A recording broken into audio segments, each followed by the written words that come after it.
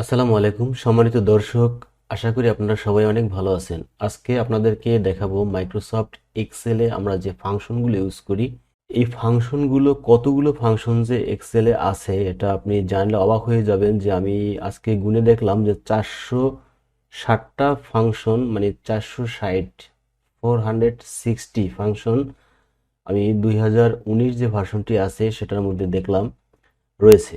এখন আমরা যে ইউটিউবে যারা ইউটিউবার আছি, বা আমি আমারটাই বলি, অন্য মানুষেরটা নাই বলি, আমি আমার চ্যানেলে যে কয়টা ফাংশন আপনাদেরকে দেখাইছি, ফাংশনগুলো হচ্ছে আমার মনে হয় যে 20-25টা বা 30টার বেশি দেখাইনি। সচরাচর এগুলোই আমরা ইউজ করি, যেমন সাম ইফস, তারপর ইফ, তারপর কাউন্ট ইফস, কাউন্ট ইফ, এই জাতীয় ফাংশনগুলো আমরা বেশি সচরাচর ইউজ করি। তারপরে ব্লু কাপ, এই জাতীয় অনেকগুলো ফাংশন আপনাদের দেখাইছি, লেফট, মিড, তারপর রাইট, ম্যাক্স, তারপরে মিন, এই জাতীয় ফাংশনগুলো দেখিয়েছি। কিন্তু এখানে এতগুলো ফাংশন আপনাদেরকে যদি দেখাই তাহলে আপনারা অবাক হয়ে যাবেন। পর্যায়ক্রমে আপনারা অবশ্যই আমার চ্যানেল থেকে দেখতে পাবেন। কিন্তু আজকে যেটা দেখাবো সেটি হচ্ছে যে এই ফাংশনগুলো আপনি চাইলে আপনি নিজেই কিন্তু জানতে পারবেন যে কোন ফাংশনটি কিভাবে ইউজ করে। এই ছোট্ট টিপসটি আমি আজকের এই ভিডিও থেকে আপনাদেরকে শিখিয়ে দিব যে আপনি নিজে নিজে কিভাবে ওই ফাংশন সম্পর্কে জানতে পারবেন যে ওই ফাংশন দিয়ে কি কাজ করা যায়। তো এই ভিডিওটি আপনারা যদি দেখতে মনে চায় তাহলে অবশ্যই শেষ পর্যন্ত দেখবেন। আর আমার চ্যানেলে যদি এখনো সাবস্ক্রাইব না করেন তাহলে অনুরোধ থাকবে যে চ্যানেল সাবস্ক্রাইব করে রাখবেন। তাহলে পরবর্তীতে এই ফাংশনগুলো সম্পর্কে আপনারা পর্যায়ক্রমে সব জানতে পারবেন এবং নতুন নতুন বিভিন্ন ইনফরমেশন আপনাদেরকে আমি দেওয়ার চেষ্টা করব এই চ্যানেল থেকে। তো আমরা দেখেন এখানে এই যে এক্সেলটি আমরা ওপেন করেছি, এখানে যে ফর্মুলাস নামে একটি অপশন রয়েছে, এখানে এই ট্যাবটিতে আপনি ক্লিক করে দিবেন। দেওয়ার পর এখানে দেখেন ইনসার্ট ফাংশন নামে একটি অপশন রয়েছে, এখানে আপনি ক্লিক করে দিবেন। দেওয়ার পর এরকম একটি ডায়ালগ বক্স আপনাদের সামনে আসবে। আসার পরে দেখেন এখানে কিছু ফাংশন কিন্তু রয়েছে, ঠিক আছে, এই যে time, some, average, if, hyperlink, etc. তো এখানে অল্প কয়েকটা ফাংশন রয়েছে যে মোস্ট রিসেন্টলি ইউজ, অর্থাৎ রিসেন্টলি আমরা যে ফাংশনগুলো ইউজ করেছি। তো এখন আপনারা দেখবেন যে এখানে এই যে অর সিলেক্ট এ ক্যাটাগরি, এখানে যে মোস্ট রিসেন্টলি ইউজ, এখানে যদি আমরা ক্লিক করি এই যে ড্রপ ডাউনটিতে বা অ্যারোটিতে ক্লিক করে দেখবেন এখানে অল নামে একটি প্রোগ্রাম আছে, এখানে যদি আমি ক্লিক করে দেই তাহলে আমাদের সব ফাংশনগুলো এখানে কিন্তু চলে আসছে। তো এখানে আমি এইমাত্র গুনে দেখলাম, আমার ভুল হতে পারে জানি না, 460টি আমাদের ফাংশন রয়েছে এখানে।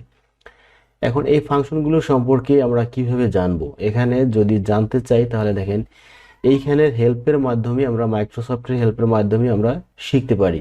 যেমন আমরা ডেট ফাংশন সম্পর্কে জানতে চাই, যদি আমরা ডেটের উপরে ক্লিক করে দেই, ক্লিক করে দেওয়ার পরে এখানে দেখেন যে হেল্প অন দিস ফাংশন। তো আপনার অবশ্যই নেট কানেকশন থাকতে হবে, কারণ এটা অনলাইনে চলে যাবে। তো এখানে যদি আমরা ক্লিক করে দেই, ক্লিক করে দিলেই আমাদের কিন্তু অনলাইনে চলে যাচ্ছে। দেখেন এখানে চলে আসছে ডেট ফাংশন সম্পর্কে। এখন ডেট ফাংশন সম্পর্কে যদি জানতে হয় আপনাকে এখান থেকে জানতে হবে যে কিভাবে এই ডেট ফাংশনটি কাজ করে। এখানে দেখেন use Excel date function when you need to take 3 separate value and combine them to form a date. তো এখানে দেখেন যে টেকনিক্যাল ডিটেলস নামে একটি অপশন আছে, এখানে ক্লিক করে দিলে এই ডেট ফাংশন সম্পর্কে আপনি সবকিছু কিন্তু এখানে লেখা রয়েছে, এখান থেকে পড়ে পড়ে আপনি কিন্তু জানতে পারবেন যে এই ফাংশনটি দ্বারা কি করা হয়। এখানে কিন্তু দেখেন সব ছবি দিয়ে দেখানো হয়েছে। তো কিছু কিছু ক্ষেত্রে আমি দেখেছি যে ভিডিও দিয়েও তারা কিন্তু দেখিয়ে দিয়েছেন, ভিডিও দিয়ে। এই যে দেখেন এখানে ডেট ফাংশন সম্পর্কে সবগুলো দিয়ে দিছে, এখানে আবার দিয়ে দিছে। তো দেখলেন যে ডেট ফাংশন সম্পর্কে যা যা আমাদের দেখার প্রয়োজন সেগুলো দেখেছি। এবং এখানে এখানে সি অলসো নামে আরেকটি অপশন আছে, এখানেও কিন্তু অনেকগুলো ডেট ফাংশন সম্পর্কে, যে ইয়ার, মান্থ, এগুলো কিন্তু এখানে রয়েছে। অর্থাৎ ডেট ফাংশনগুলো অনেক কাজ, এই কারণে অনেকগুলো ভাগে ভাগে তারা দেখানোর চেষ্টা করেছে। আমরা আরেকটি ফাংশন দেখি, আমরা এখান থেকে ব্যাগে চলে যাই, ব্যাগে চলে গিয়ে আমরা এখান থেকে এটা কেটে দেই, কেটে গিয়ে আমরা এখানে আবার চলে যাই। যাওয়ার পরে আমরা ধরুন সাম ইফস ফাংশনটি আমরা দেখব। সাম ইফস ফাংশনটি আমরা ওকে দিয়ে দেই। এখানে যে হেল্প অন দিস ফাংশন, এখানে আমরা একটু ক্লিক করি।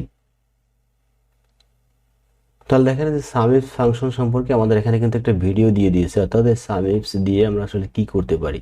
এখানে যদি আমরা প্লে করি তাহলে আমাদের ভিডিওটি কিন্তু এরকম চলতে থাকবে।